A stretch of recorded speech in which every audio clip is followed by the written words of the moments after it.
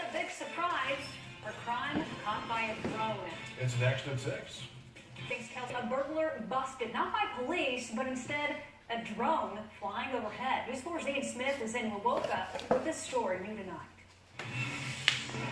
In a day and age of technology, you can never be too careful, because out here in Seminole County, if you want to break into a home, a drone could be watching you.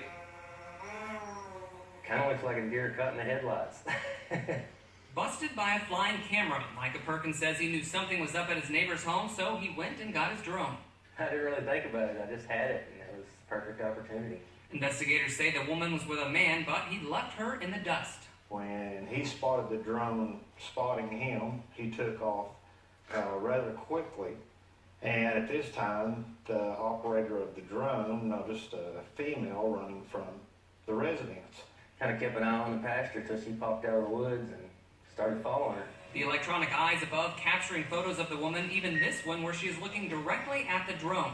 Investigators have identified her as Marissa Ramsey after posting the photos on Facebook. And within 15 minutes, we started having calls identifying the female in the picture. She hasn't been arrested yet, but authorities and Micah say if she and her accomplice are smart, they won't try this again.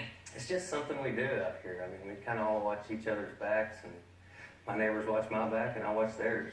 In Wewoka, Ian Smith, Oklahoma's News 4. Well, investigators say Marissa Ramsey already's got an outstanding warrant for her arrest. If anybody knows anything, has any information about where she might be or her accomplice, call the sheriff's office there in Seminole County.